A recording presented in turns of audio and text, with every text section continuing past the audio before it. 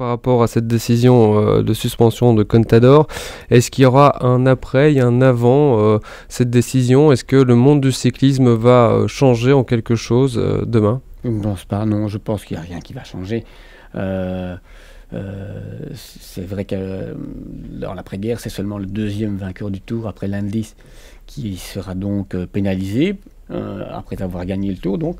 Mais bon, on avait dit ça après l'Indice. Qu'est-ce que ça a changé? Pas grand-chose. Donc je pense que les contrôles sont là. Ils existent bel et bien. Ils sont efficaces pour la plupart. Il y a toujours moyen de contourner certains contrôles ou pour les médecins spécialistes de trouver la parade, une certaine parade.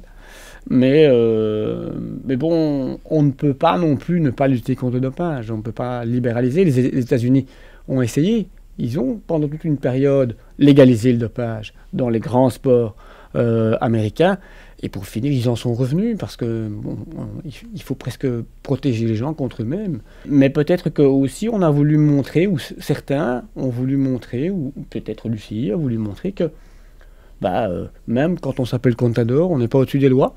Et en fonction des 4000 pages du dossier, 4000 quand même, hein, il a été jugé. Notez aussi que l'affaire n'est pas totalement terminée.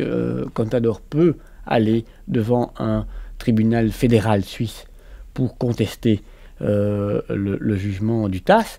Et il a toujours dit lui-même qu'il serait prêt à aller jusqu'à la Cour européenne de Strasbourg. Donc c'est terminé et c'est pas vraiment terminé. Il y aura peut-être encore une suite. J'espère que non, parce qu'au fond, il lui reste 6 mois à tirer. Et après, il pourra reprendre son métier. Le risque aussi, il avait dit un jour, si on me condamne, j'arrête le cyclisme. On va voir ce qu'il va faire.